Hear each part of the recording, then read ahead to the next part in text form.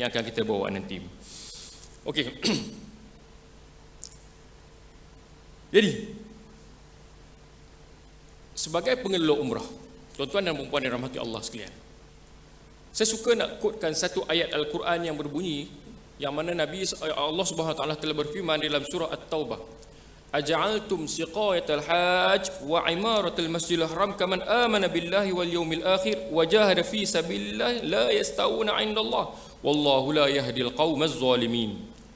Wallahu la yahdil qaumaz zalimin. Aja'altum, maknanya di sini Allah Subhanahu wa taala telah mengkotkan kepada kita satu, bahawa pengelola umrah ini adalah satu pekerjaan yang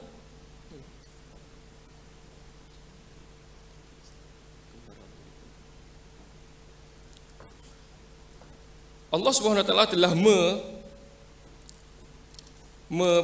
mengingatkan kepada kita bahawa kerja menjadi tetamu Allah, menjaga menjadi pengelola tetamu Allah ini adalah satu pekerjaan yang sangat mulia di sisinya, sehingga kan ia mendapat tempat pada zaman jahilah, sehingga ia mendapat tempat zaman sebelum kedatangan Islam lagi. Itulah Allah SWT telah mengatakan bahawa aja'altum siqayatal hajj, adakah kamu kamu menjadikan menyantuni tetamu Allah dan mengimarahkan Masjidil Haram adalah benda ini adalah lebih baik daripada kita berperang di jalan Allah, kita beriman dengan Allah Subhanahu wa taala?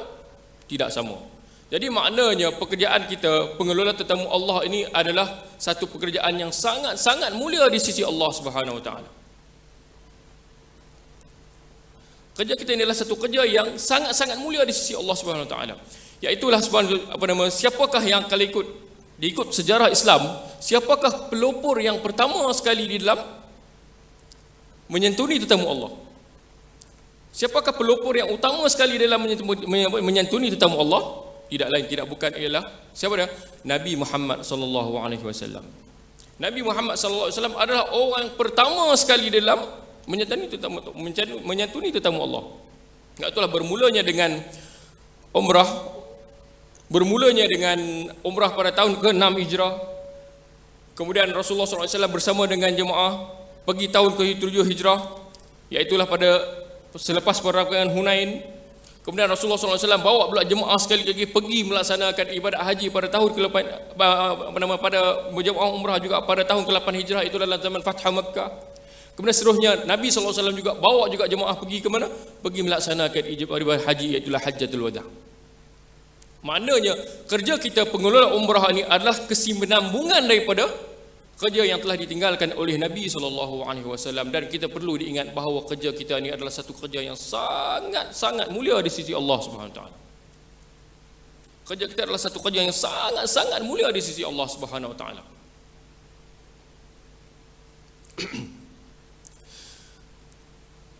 Kerja kita seolah-olah macam apa? Macam kita ni bawa pergi orang pergi berperang. Kita semua sedia maklum bahawa antara kelebihan melaksanakan ibadat haji ataupun umrah, apa dia? Iaitulah umpama kita pergi berjihad di jalan Allah Subhanahu wa taala. Kita pergi berjihad di jalan Allah Subhanahu wa taala. Itu adalah kerja kita. Yang mana Nabi sallallahu alaihi wasallam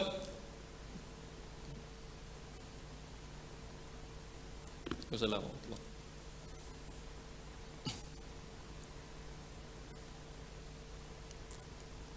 Terima kasih Ustaz kepada YB Menteri di atas kesediaan hadiah pada hari ini. Kat mana kena dia? Lupa. Yang mana Nabi SAW telah menggariskan bahawa antara kelebihan melaksanakan ibadat umrah haji ialah itu seolah-olah kita ni pergi perang. Aisyah radhiyallahu anha tanya kepada Rasulullah SAW, ya Rasulullah, adakah jihad untuk wanita? Rasulullah kata ada. Al-jihad walakin la qitala fi. Jihad yang tidak ada peperangan pada dia. Apa dia? Haji dan umrah. Kerja kita pengendali jemaah umrah ni adalah seolah-olah macam kita nak bawa orang pergi melaksanakan peperangan. Itulah saya sebutkan sekali bahawa kerja kita ni adalah sangat-sangat mulia di sisi Allah Subhanahu wa taala. Sebab itulah Al-Quran disebut aja'altum siqayatal hajj. Makna dia pekerjaan kita ini telah dipelopori sebelum kedatangan Islam lagi. Yang mana kedatangan Islam, sebelum kedatangan Islam, orang-orang zaman sebelum kedatangan Islam berlomba-lomba untuk bagi minum, bagi makan kepada jemaah-jemaah yang melaksanakan ibadah haji. Dan kemudian seterusnya selepas Islam, maka Rasulullah SAW telah menjadi orang yang pertama sekali dalam mempelopori bidang pengelola jemaah haji ataupun jemaah umrah. Okey, sebenarnya seterusnya tajuk yang diberi kita pada hari ini adalah satu tanggungjawab pemimpin Dhuyufur Rahman. Saya rasa semua sudah maklum tentang tanggungjawab kita masing-masing. Tanggungjawab kita. Apakah sebenarnya tanggungjawab kita yang paling utama sekali di dalam menyantuni tetamu Allah Subhanahu Wa Taala? Yang pertama sekali, iaitulah kita mesti ikhlas di jalan Allah Subhanahu Wa Taala. Ikhlas di dalam mengendali tetamu Allah. Ikhlas di dalam menguruskan para jemaah yang telah membawa, yang kita bawa. Ikhlas di dalam menyantuni mereka. Sebab itulah kalau kita tengok balik ayat Al-Quran, Allah Subhanahu Wa Taala telah berfirman dalam surah Al-Baqarah ayat 153 yang rasa ayat ni adalah sangat popular di kalangan kita, iaitu apa dia? Wa atimmul hajja wal umrata lillah. Sempurnakanlah ibadat haji dan umrah kerana apa? Kerana Allah. Sempurnakanlah ibadat haji dan umrah kerana apa? Kerana Allah. Tuhan sebut kod dalam ibadat haji dan umrah, Tuhan sebut direct kerana dia. Kalau kita tengok balik dalam Al-Quran, dalam ibadat-ibadat lain, sembahyangnya, puasanya, zakatnya, baca Al-Qurannya, bersedekahnya, semua ibadat-ibadat tersebut Allah SWT suruh buat kerana dia. Tetapi perlu diingat bahawa suruhan tersebut tidak sedirect seperti mana dalam ibadat haji dan umrah. Tidak sedirect di dalam ibadat haji dan umrah. Kenapa di sini? Tegaskan di sini bahawa dalam ibadat haji dan umrah lah paling banyak sekali orang melakukan riya.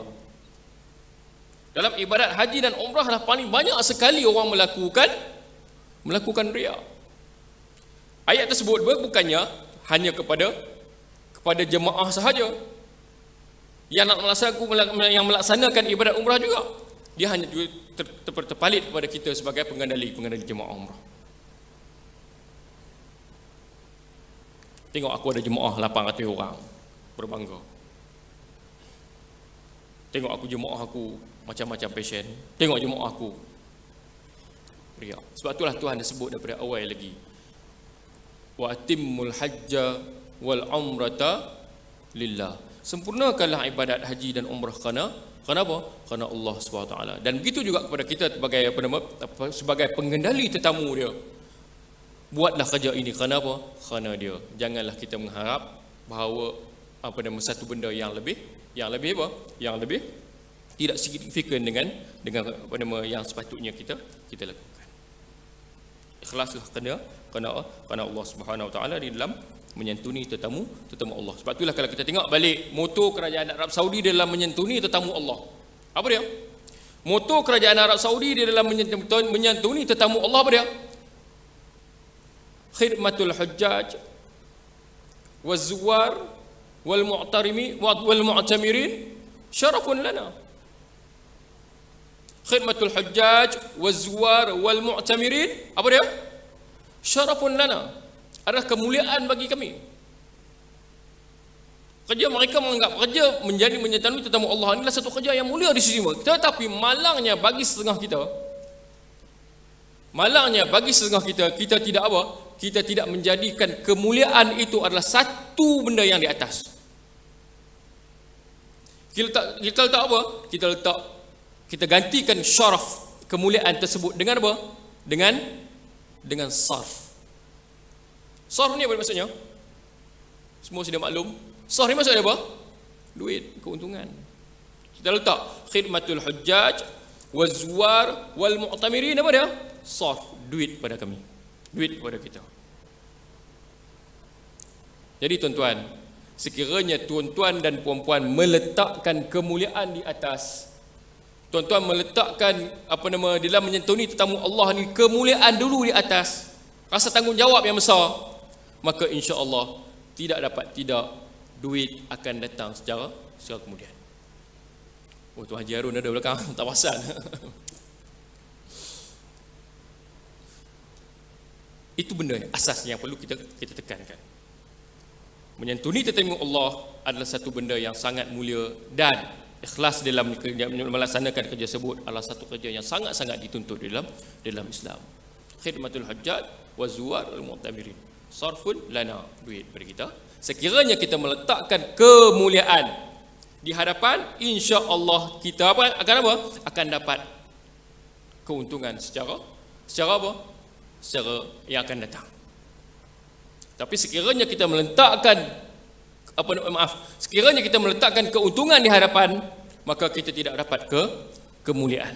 Tetapi sekiranya kita meletakkan kemuliaan di hadapan, insya-Allah duit itu akan datang dengan sendirinya. Ini adalah satu tanggungjawab yang sangat-sangat besar kepada pengelola jemaah umrah. Dan satu baris lagi ayat kata apa? Khid'atul hujjat. Kadang-kadang ada juga yang di kalangan kita yang meletakkan khid'ah, bukan khidmah, khid'ah, khid'atul hujjaj. Apa dah khid'ah maksudnya di sini? Apa dah khid'ah maksudnya? Khid'ah maksudnya apa? Maksudnya menipu. Menipu jemaah haji. Wazuwar wal mu'tamirin. Tengoklah. Akan datang apa? Akan balik darbun lana. Sekiranya kita tidak melakukan satu perkara yang betul, maka akan menjadi pukulan balik kepada kita. Ini benda adalah satu benda yang sangat-sangat perlu kita titik beratkan. Sebab itulah kalau kita tengok balik sebelum ni ramai orang syarikat jemaah umrah bawa umrah mula-mula dia okey. Tetapi selepas 2-3 tahun perform, jemaah dia mula asalnya satu bas, kemudian jadi 2 bas, kemudian jadi 3 bas, kemudian 3-4 tahun perform, kemudian jadi apa? Kita tengok balik syarikat tu hilang entah ke mana. Tak jumpa dah. Tak ada pun nama syarikat. Hanya ada lesen je lama kalau kita tengok dalam hotel. Yang ni benda yang asas, yang paling kita perlu kena tekankan dalam semasa kita mengendali tetamu Allah. Saya rasa benda ni semua dah sedia maklum kepada tuan-tuan dan puan sekalian. Seperti saya katakan tadi, dah 30 tahun, 40 tahun. Tapi sebagai nak refresh balik lah. Dah 4 bulan, 5 bulan tak kerja ni kot, no? Mungkin dah lupa kot. Tuan Haji Harun, dah 3-4 bulan tak bawa jemaah ni, mungkin dah lupa kita punya tanggungjawab. 3-4 tahun, 5-6 tahun perform, kemudian hilang entah ke mana. Sebab apa? Sebab asas dia di sini. Dia tidak apa? Tidak utamakan keuntungan semata. Yalah, mula-mula bawa untung 30-40 ribu. Sekali bawa satu bas, untung 20 ribu. Kemudian dia sonok, kemudian dia tidak memberikan perkhidmatan seperti yang telah dijanjikan. Itu yang pertama.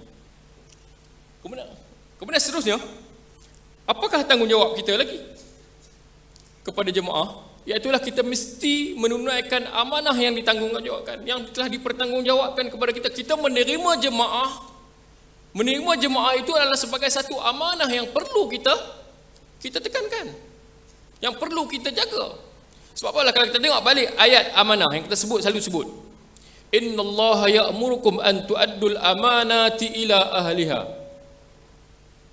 Sesungguhnya Allah SWT menyuruh kamu menunaikan amanah kepada orang yang berhak. Kalau kita tengok, kita sendiri sedia maklum, kita ni pengendali jemaah umrah, pengendali jemaah haji. Kita sedia maklum bahawa ayat ini turun di mana? Ayat menusuh kita menunaikan amanah ni turun di mana? Turunnya satu-satunya ayat yang dalam Quran yang turun di mana? Turun di dalam Kaabah. Ketika mana Fathu Makkah. Ketika mana Fathu Makkah, Nabi SAW minta kunci Kaabah kepada Uthman bin Talhah. Rasulullah masuk dalam Kaabah. Kemudian Rasulullah keluar. Habis saja keluar, turun ayat, Rasulullah baca ayat, innallaha ya'murukum an tu'addul amanati ila ahliha. Sesungguhnya Allah SWT telah menyuruh kamu menunaikan amanah kepada orang yang berhak menerimanya. Kita menerima jemaah, itu adalah satu tanggungjawab kita untuk menjaga mereka, memberi servis seperti mana yang kita janjikan.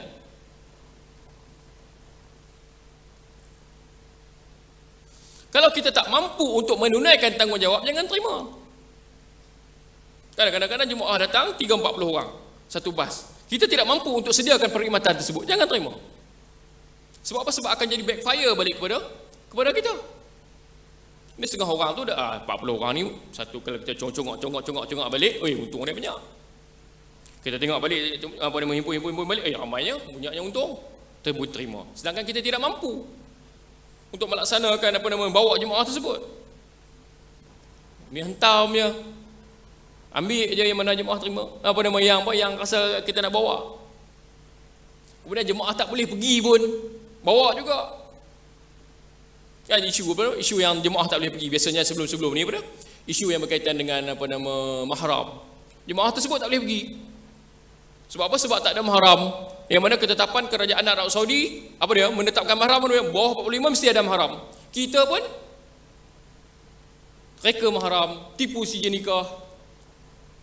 Apa lagi? Tipu CJ perubatan. Ini antara isu-isu yang perlu diketengahkan. Tipu CJ nikah kan dulu kes banyak 2013. Mana mungkin kerajaan Arab Saudi menetapkan satu perkara yang agak macam tak masuk akal. CJ nikah kena cop di mana? Pergi ke jabatan agama dulu. Kemudian apa lagi? Lepas pergi jabatan agama, pergi cop ke Wisma Putra pula. Kan benda itu satu benda yang yang rasa macam benda yang terlalu remeh. Perlu kita nak kena tengok. Sepatutnya benda itu tak perlu. Tapi kerana perbuatan kita yang tidak amanah, yang tidak bertanggungjawab, maka keluarlah satu ketetapan yang bukan daripada kerajaan Arab Saudi sendiri. Ini tanggungjawab kita. Amanah di dalam melaksanakan tanggungjawab yang diberi oleh mereka kita. Yang telah amanah kepada jemaah yang dipertanggungjawabkan kepada kita. Ambil jemaah ikut ke kemampuan kita, syarikat kita. Kalau kita tak ada manpower yang cukup, maka apa? Stop yang mana ada. Kita tinggalkan yang mana yang kita tak boleh bawa. Ini biasa berlaku di kalangan para jemaah. Ambil je. Tapi kita tidak mampu menguruskan amanah yang dipertanggungjawabkan. Ini benda yang perlu kita tekankan di sini.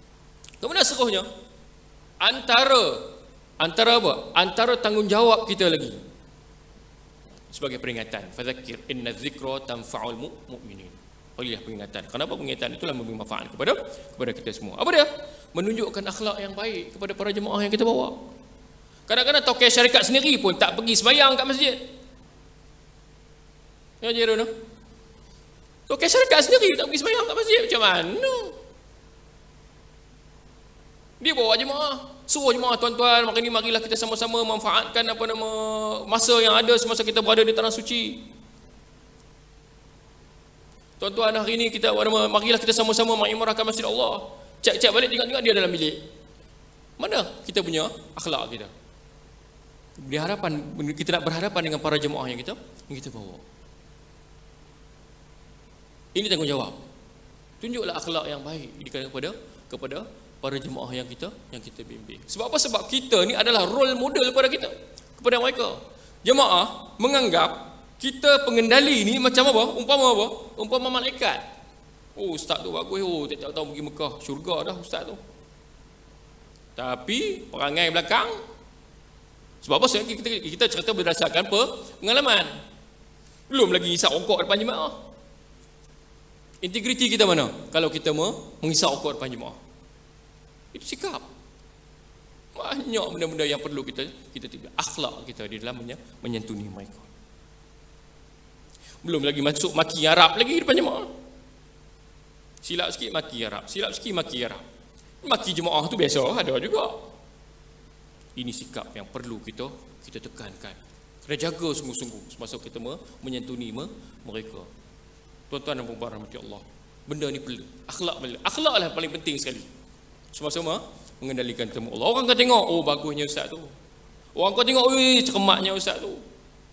Seronoklah, kemudian kita akan pergi dengan dia lagi.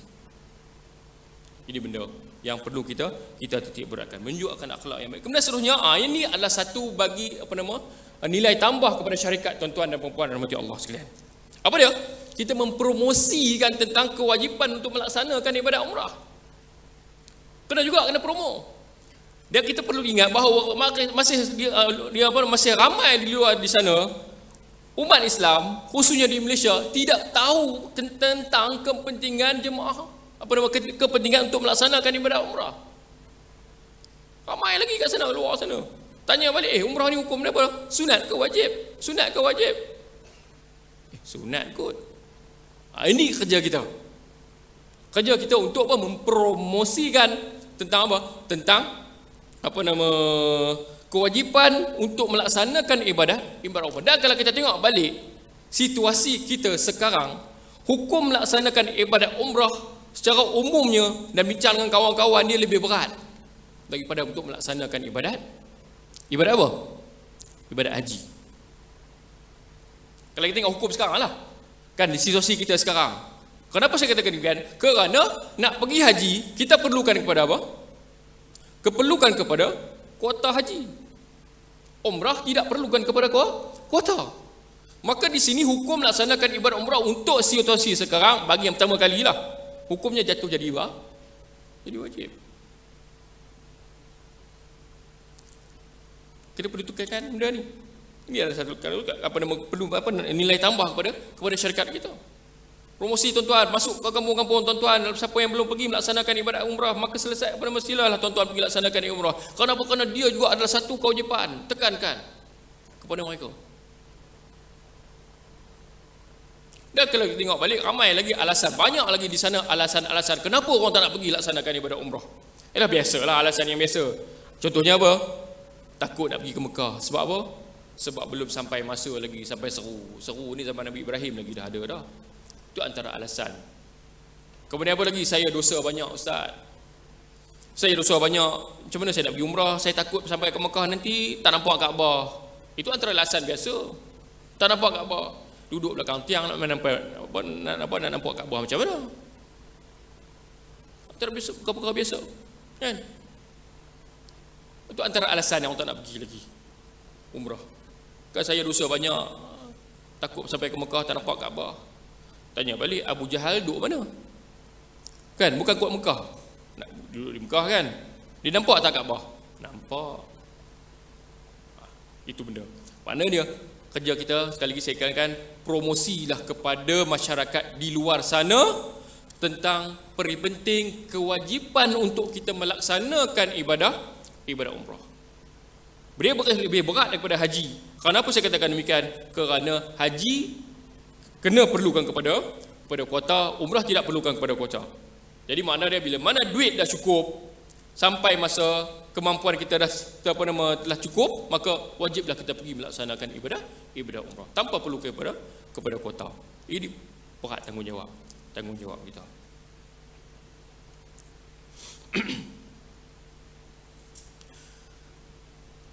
Okey, seterusnya mempromosikan. Kalau kita tengok balik situasi kita sekarang ni, berapa ramai orang pergi umrah ni? Sebenarnya hakikatnya tak ramai pun. Lebih kurang setahun, lebih kurang dalam 250,000 Puan Haji Ida. Tahun lepas tak sampai kot.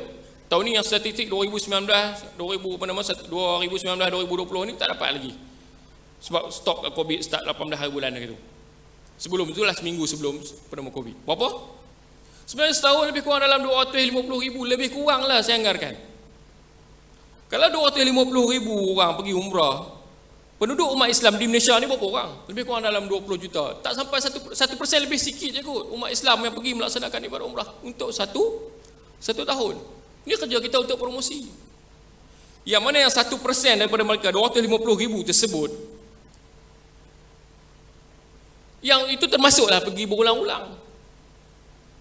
Termasuklah visa, yang ini berdasarkan visa, yang termasuklah pergi berulang-ulang 2, 3, 4 kali setahun, 5, 6 kali setahun. Itu termasuk. Jadi makna ni kesedaran jemaah Malaysia untuk melaksanakan ibadat umrah masih lagi kurang. Jadi ni peluang tuan-tuan untuk mengembangkan perniagaan tuan-tuan, syarikat tuan-tuan.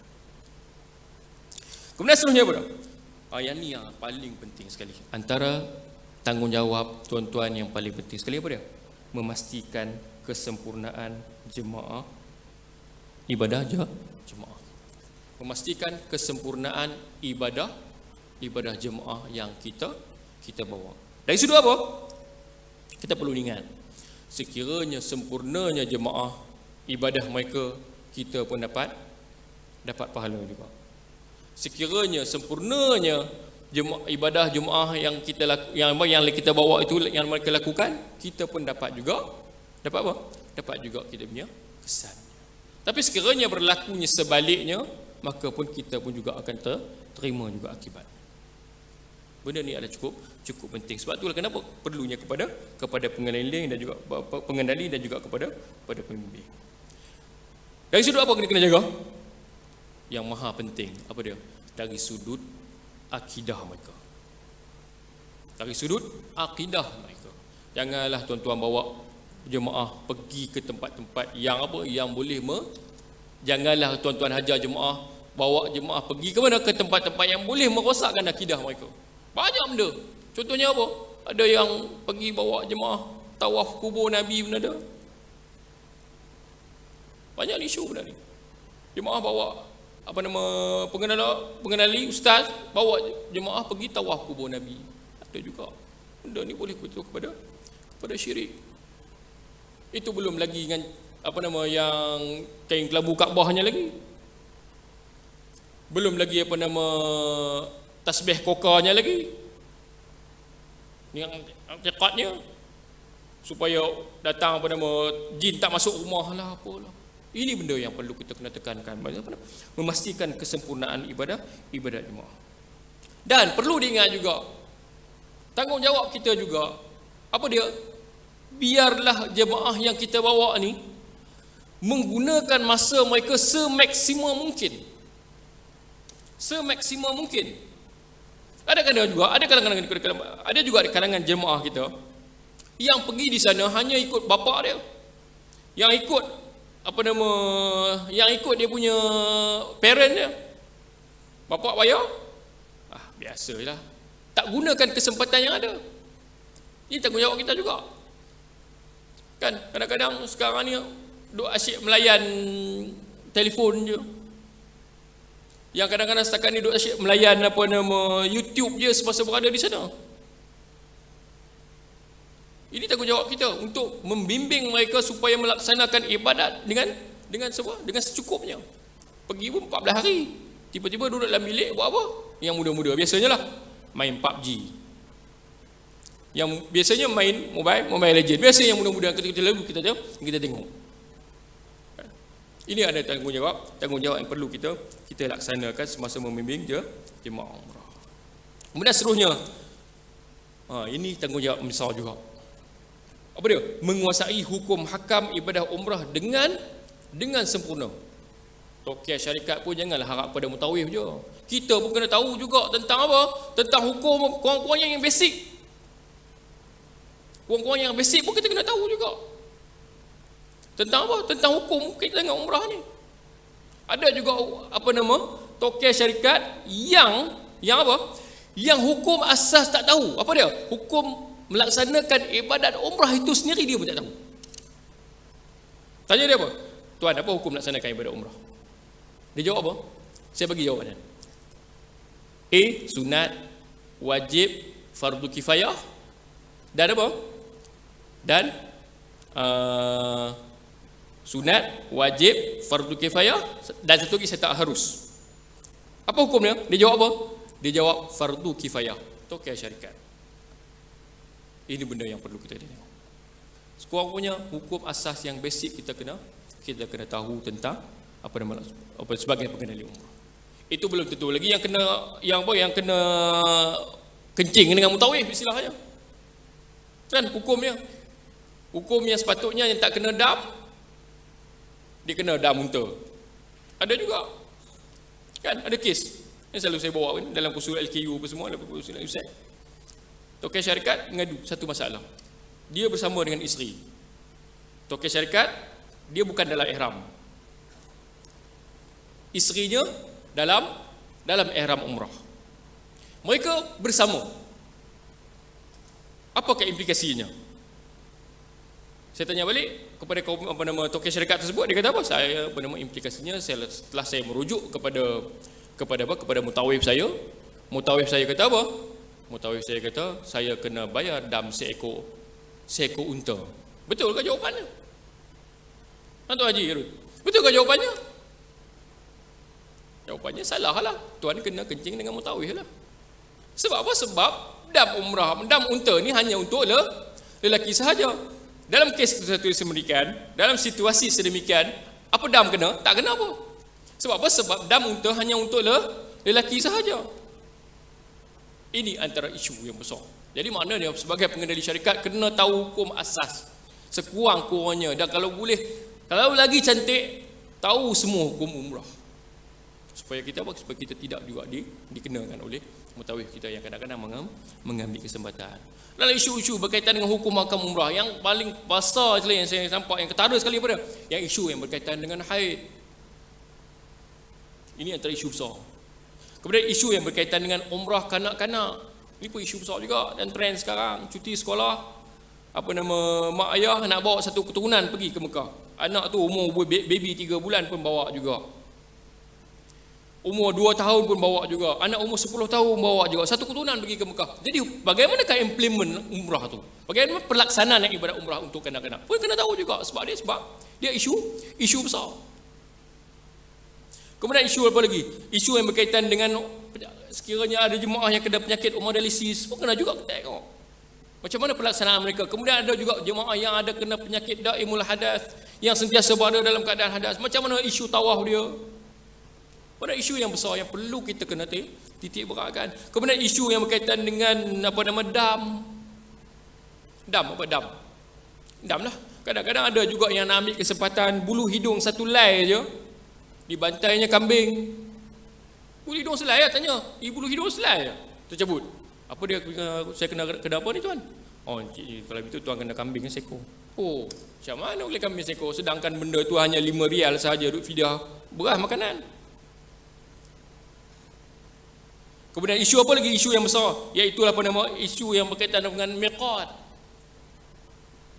Isu yang berkaitan dengan miqat. Kadang-kadang orang nak ambil kesempatan nak mudahkan kerja, dia kesampingkan isu miqat. Nak pergi Mekah ni memang ada kerja, tapi dalam masa yang sama nak buat umrah. Kena berniat di mana? Nak tak nak kena berniat juga di miqat yang telah ditetapkan. Ada sebab apa? Sebab di situ ada isu niat nak melaksanakan ibadat umrah. Hunna lahunna liman ata alaihinna lil hajj wal umrah. Ingat, siapa nak buat umrah, dia tidak mesti berniat di miqat yang telah ditetapkan. Itu tidak dapat tidak. Isu miqat, antara isu yang besar yang selalu dimainkan. Yang selalu orang jadi ambil mudah perkara ni. Isu miqat. Kemudian isu isu tawaf wada. Ini benda kena tengok. Kan isu tawaf wada ni biasalah dalam umrah ni, dia banyak khilaf di sini, khilaf yang besar. Kan ada setengah kata perlu tawaf wada, ada setengah kata tak perlu tawaf wada. Benda besar. Kan kemudian keputusan muzakarah haji mengatakan bahawa pergi ke Taif perlu tawaf wada. Kita tak payahlah.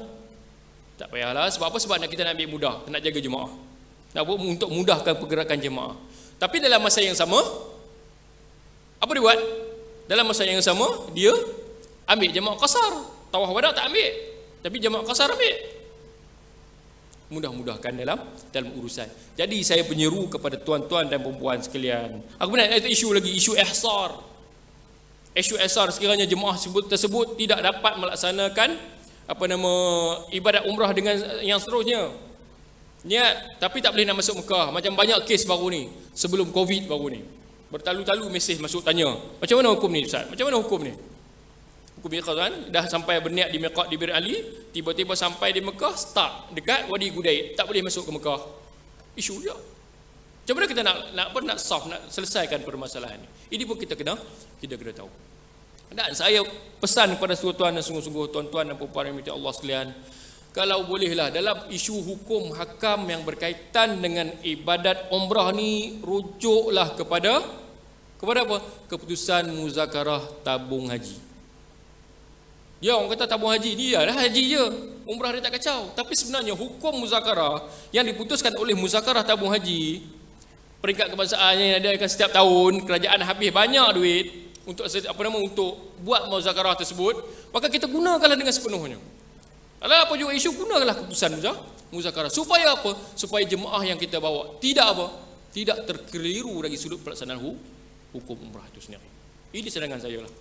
Kalau boleh semua kepada pengendali umrah ni ikutlah keputusan muzakarah. Yalah kadang-kadang ada di sana dia mengaji lebih sikit, dia tahu hukum ni, tapi sekiranya terdapat perbezaan pandangan di kalangan yang keputusan muzakarah tu, kalau boleh cubalah harmonikan perbezaan pandangan tersebut. Supaya apa? Supaya jemaah tidak terkeliru dengan apa?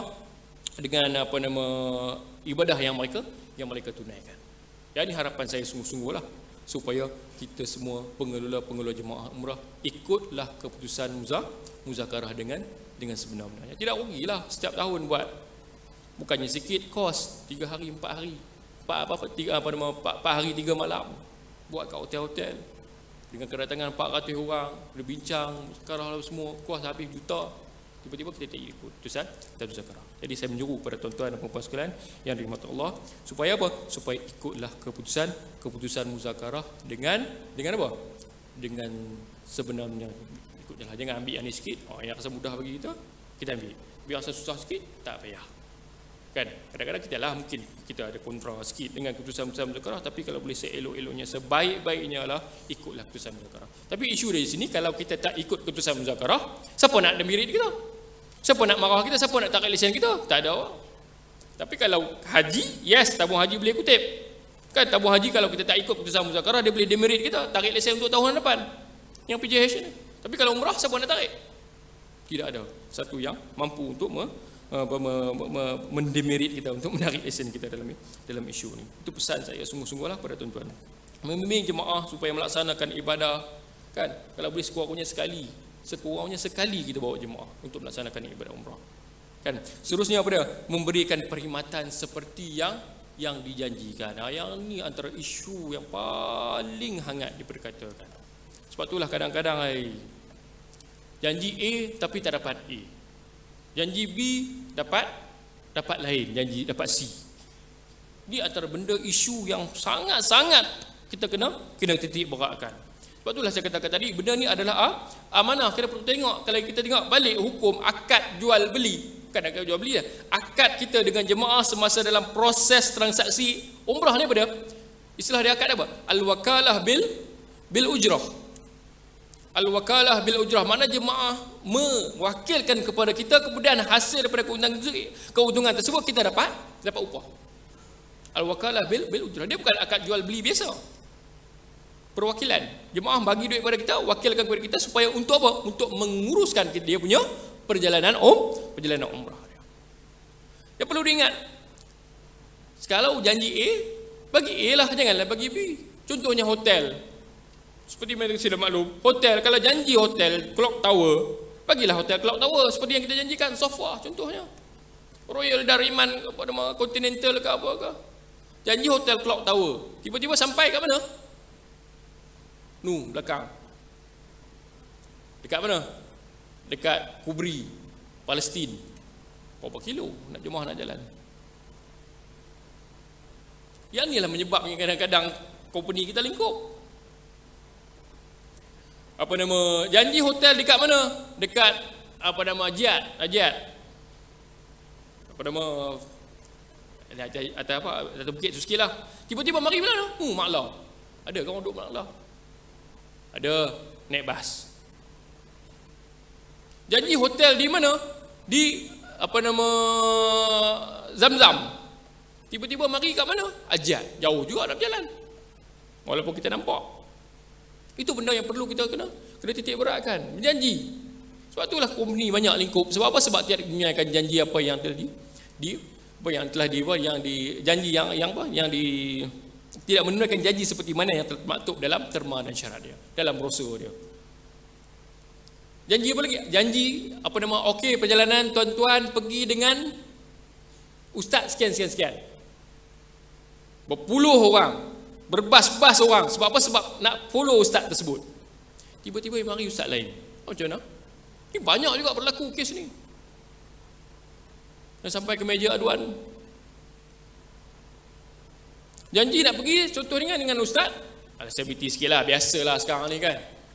Nampak je kau ni ada selebriti sikit, talent sikit untuk boleh bercakap sikit, tarik dia sebagai duta syarikat. Dia ni wakil syarikat kita. Dia pergi dengan dia. Tiba-tiba sampai di Mekah, sampai di airport, mana ustaz tu? Oh, ustaz tu maaf lah puan. Ustaz tu tak dapat datang bersama dengan kita lah apalah. Macam mana kita punya kepercayaan jemaah kepada kita. Ini benda yang perlu kita kena ingat sungguh-sungguh. Janji makan 3 kali sehari. Janji makan 5 kali sehari. Ada sekali nasi Arab, tiba-tiba mari ikan celup tepung. Bertulang banyak. Antara isu. Janji hotel 5 bintang, tiba-tiba mari berbintang-bintang hotel. Ada bintang hotel. Apa dia berbintang-bintang hotel? Tak ada hotel. Tengok langit banyak bintang. Berbintang-bintang hotel. Ini antara isu. Kemudian janji apa nama flight. Oh, first class, business. Waktu dia request business. Apa dia? Etihad, Dreamliner. Mari Biman Air. Ada orang pakai Biman ni. Mari Arabia. Mari Air Asia. Dah janji Emirates.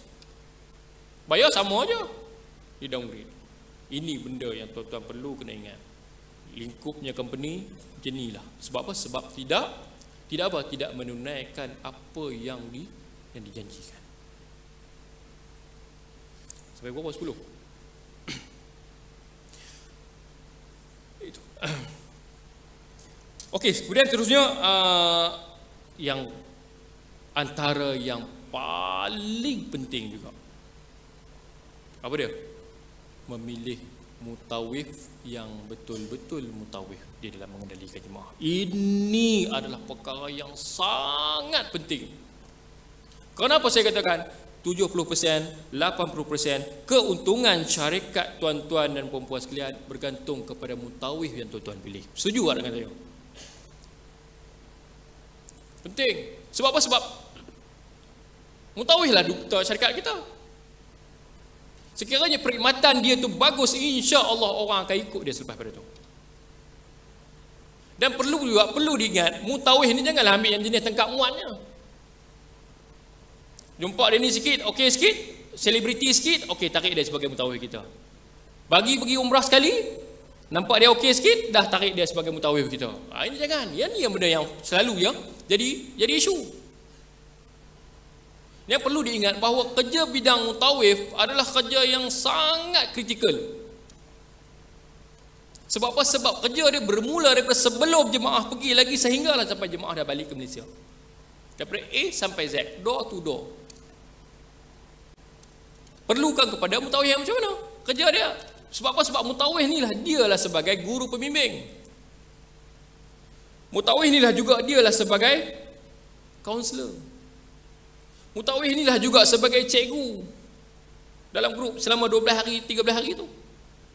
Mutawif inilah juga dia sebagai ibu. Mutawif inilah juga dia sebagai bapa kepada jemaah kita. Kadang-kadang mutawif inilah juga sebagai apa? Sebagai suami kepada orang perempuan. Banyak isu. Isu-isu yang berkaitan dengan wanita, jemaah tersebut tidak pergi apa? Tidak datang dengan seorang diri. Kan? Setelah diceraikan suami, tak ada orang tempat nak mengadu, dia pun pergi umrah. Mutawif inilah juga kadang-kadang merangkap sebagai apa? Sebagai suami kepada wanita tersebut.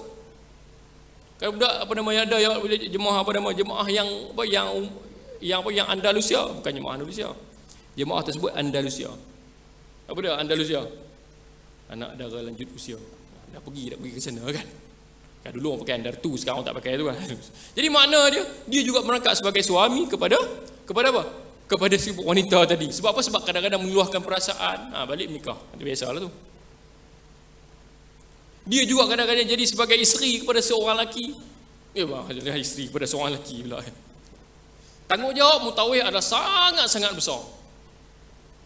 Dan perlu diingat bahawa mutawif ni janganlah ambil yang jenis tangkap muat saja. Kadang-kadang jenis mutawif yang kita pilih, apa dia?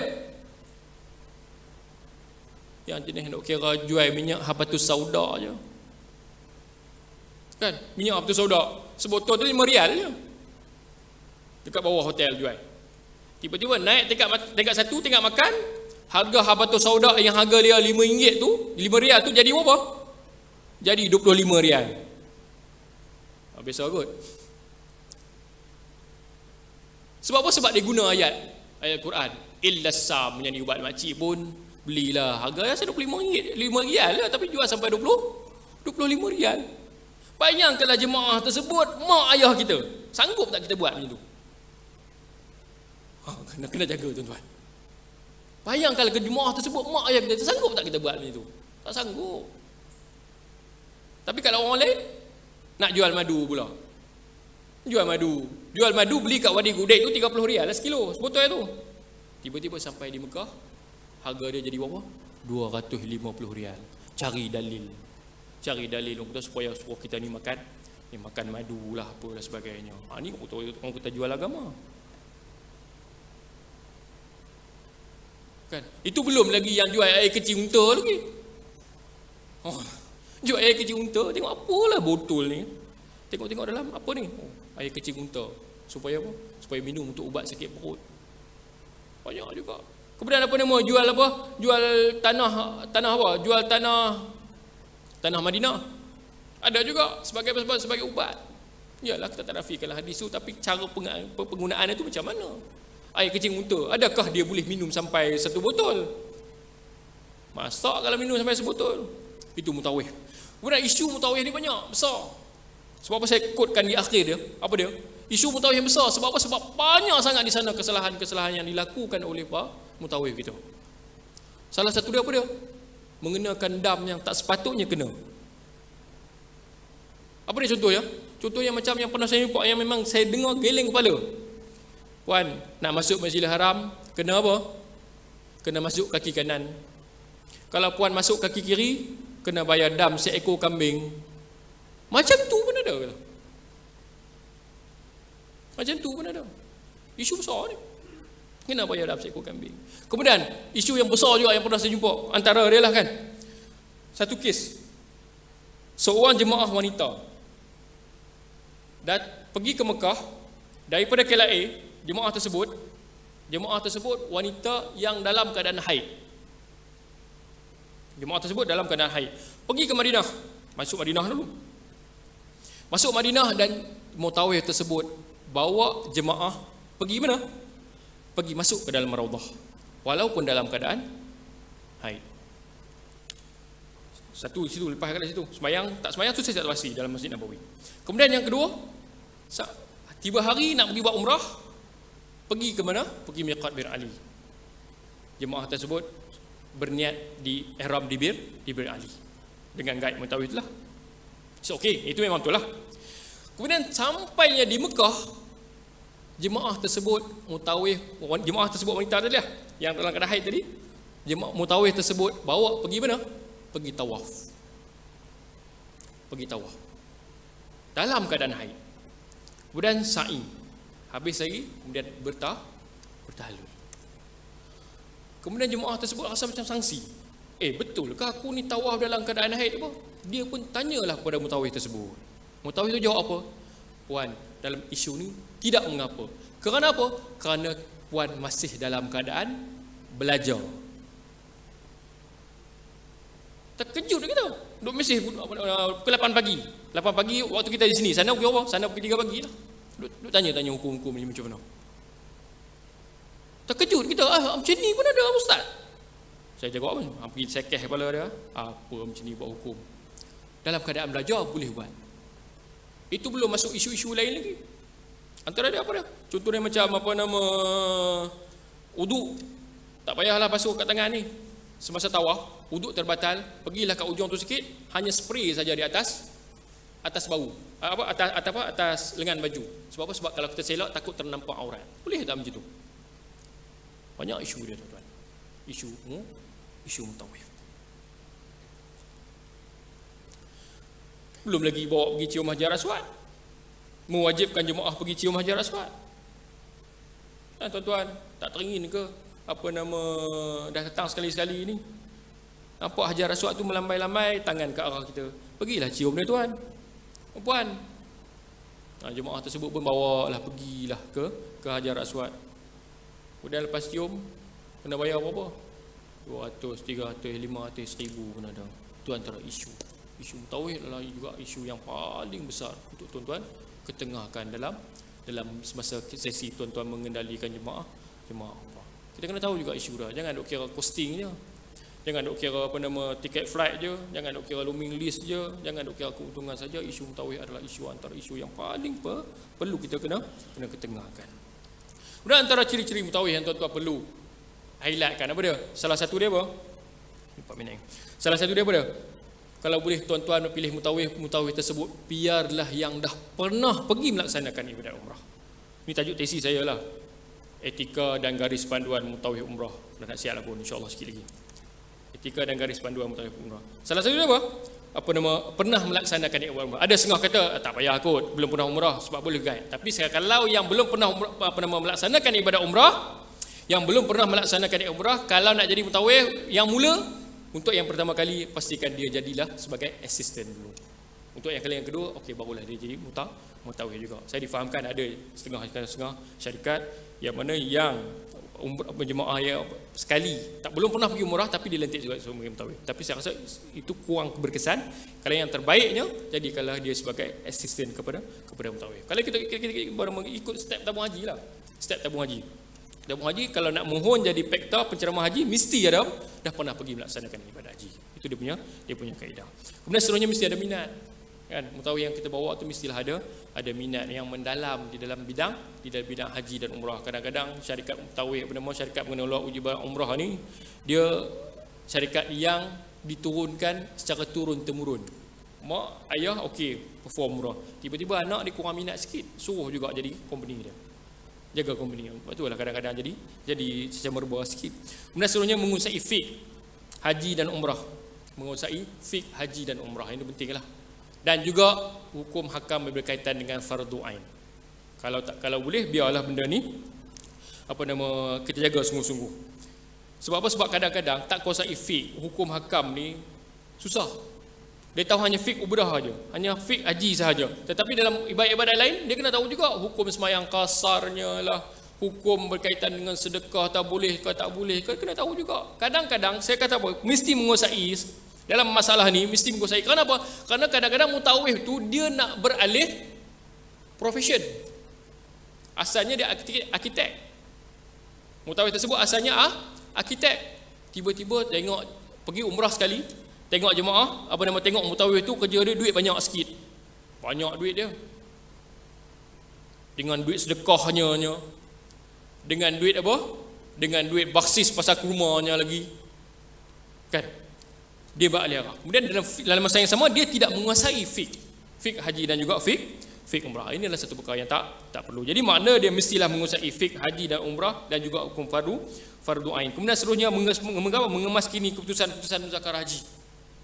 Dan mengemaskini keputusan muzakarah haji yang terkini lah. Biasanya keputusan muzakarah akan update. Orang tanya mana nak dapat keputusan muzakarah haji ni? Tekannya website tabung haji. Dapat insya-Allah. Kemudian seterusnya menghadiri kursus mutawih. Ni kalau boleh yang sedang diselenggarakan oleh Jauhar untuk melaksanakan kursus mutawih. Ini kalau boleh percepatkan sikit. Saya rasa urusan ni Tuan Haji Ruslan, saya rasa benda ni agak penting sangat. Kita keselaraskan. Sebab apa? Sebab di sana ramai banyak syarikat buat kursus mutawih. Pergi akademi mutawih. Di sini syarikat ni ada mutawih dia sendiri, syarikat ni ada mutawih dia sendiri. Jadi keselarasannya tidak ada. Jadi kalau boleh kita nak ada satu standardized, selaras hukum, selaras modul kursus pengendalian mutawih. Kemudian komunikasi berkesan, itu pentinglah. Kemudian seterusnya kekuatan kepimpinan, mesti ada kepimpinan dan kekuatan mental dan juga fizikal kepada mutawih tersebut. Sebab apa? Sebab nak berhadapan dengan jemaah. Kan jemaah ni macam-macam perangai. Jemaah ni macam-macam attitude dia. Yang macam-macam perangai lah. Yang saya rasa tuan-tuan sedia maklum, yang jenis bosinya lah. Yang jenis apa lagi? Yang jenis mengada-ngadanya. Yang jenis apa? Yang jenis suka mengadu dombanya. Yang hipokritnya. Tambah-tambah lagi kalau ada jenis yang ada pangkat sikit, datuk kat depan tu. Ini banyak isu. Ketahanan, mental dan juga fizikal. Di kalangan mutawih yang kita pilih itu mesti. Janganlah pilih mutawih yang ada penyakit gaut pula. Kan susah nak kerja jemaah pula, susah pula nak kerja bas. Kadang-kadang jemaah hilang nak pergi cari daripada ujung ni sampai ujung sana kan jauh. Tu antara isu yang perlu kita highlightkan. Mutawif itu yang kita pilih. Sebab apa? Sebab pendek katalah. Nak jadi mutawif ni satu je yang paling utama sekali kebolehan dia apa? Mesti tahan maki. Kan? Itu dia antara isu yang perlu kita kena tengahkan. Dan perlu diingat bahawa mutawif ni kerjaya profesionnya sangat-sangat besar. Kalau kita tengok balik satu jemaah, apa nama? Jemaah umrah berapa? 250,000 orang saya katakan tadi, lebih kurang setahun. Kalau kita nak bahagi satu bas ada 40 orang. Jadi setahun berapa jumlah bilangan jemaah yang perlu ada di Malaysia ni? Sekurang-kurangnya saya kira kalkulate lebih kurang dalam 6,200 orang mutawif setahun. Kerana profession mutawif adalah satu profession yang sangat luas. Kalau boleh kita selaraskan dan jadikanlah profession mutawif adalah satu bidang yang sangat besar di seluruh Malaysia ni. Kemudian apa nama sebagai akhir ni antara syur juga lah. Syur kajian saya ni buat berkaitan dengan etika-etika penuh umrah ni, kalau boleh paling utama sekali lah apa dia? Sebab apa? Sebab umrah ni kita sedia maklum di mana kuasa dia, di mana di Kementerian Pelancongan. Kalau boleh kita wujudkanlah satu akta umrah macam haji juga. Barulah kita nak mudah kita untuk uruskan menguruskan perjalanan umrah kita ni. Umrah di bawah mutek. Susah sangat. Kita nak punya kuasa untuk kita selaraskan. Dan kalau tak boleh juga, dan satu lagi perkara, wujudkanlah satu jabatan ataupun institusi khususnya agama yang pegang umrah ni. Kita tak nak, sebab apa? Sebab kalau kita tengok balik umrah di bawah mutek, tekan website, tengok-tengok gambar orang menari. Sesuai tak? Sesuai tak sesuai. Sebab apa? Sebab umrah ni adalah satu ibadat. Kalau ibadat, mestilah satu agensi yang berstatus agama yang mengelolanya, yang mengendalikannya. Dia kalau tak boleh jugalah, sebab nak ubah akta susah. Nak wujudkan satu agensi pun susah. Kalau tak boleh jugalah. Buat apa? Kita kalau boleh adakanlah satu bahagian khas di bawah mana? Di bawah motek untuk mengelola umrah. Kalau tengok oleh motek sekarang, dia hanya bahagian pelesenan, dia tidak selaras. Jadi usaha kerajaan mewujudkan MKSU ni adalah satu usaha yang sangat baik yang saya nampak. Jadi maaf terlebih masa lebih kurang 3 minit dah. Saya sudahi dengan sesungguhnya yang baik itu semua datang daripada Allah Subhanahu Wa Taala, dan yang lemah dan kuat itu adalah daripada kelemahan diri saya sendiri. Aqulu qawli hadza wa astaghfirullahal azim li wa lakum. Wassalamualaikum warahmatullahi wabarakatuh. Waalaikumsalam warahmatullahi taala wabarakatuh. Majlis mengucapkan jutaan terima kasih kepada Yang Berusaha Haji Khairul Anwar bin Khalid di atas ceramah yang saya rasakan begitu bermanfaat untuk kita semua. Jadi tuan-tuan dan puan-puan yang luar sekalian, ada yang mengantuk, teruskan tidur. Dan insya-Allah dapat saya simpulkan di antara apa yang telah disampaikan oleh Ustaz sebentar tadi. Yang mana sebelum tu kita persilakan Ustaz untuk menerima sumbangan daripada Yang Berbahagia Tuan Pengarah Jauhar sebagai tanda terima kasih kita di atas ilmu yang telah disampaikan. Persilakan Ustaz. Dan sampai-sampai itu saya simpulkan apa yang telah disampaikan oleh Ustaz tadi, yaitu kurangkan kontroversi, tingkatkan prestasi, tingkatkan ilmu dan kualiti, pastikan ada integriti, insya-Allah pasti murah rezeki. Itu dapat saya simpulkan dalam bentuk seloka. Jadi insya-Allah tuan-tuan dan puan, seterusnya kita ada ceramah slot yang kedua, yang mana insya-Allah jangan ke mana-mana. Penceramah kita dah pun sampai. Yang mana mengantuk tu bolehlah tarik-tarik nafas sikit, gerak-gerak sikit. Dan kalau mengantuk sangat, tidurlah pun tak apa, tak kisah. Jangan balik sudah. Jadi insya-Allah bawah kursi itu ada cabutan bertuah untuk anda. Pengecualian teks 50%. Terima kasih sekali lagi Besar Tuan Pengarah di atas penyampaian cenderahati kepada Tuan penceramah kita. Dan kita mengharapkan juga ada pakai slide dah, ceramah kita semua dah sampai. Jadi seterusnya kita persilakan ceramah kita yang kedua, tajuknya Good Governance dalam Pengurusan Umrah, yang mana tajuknya Fahami Akta Industri Pelancongan 1992 dan Peraturannya. Dengan itu kita menjemput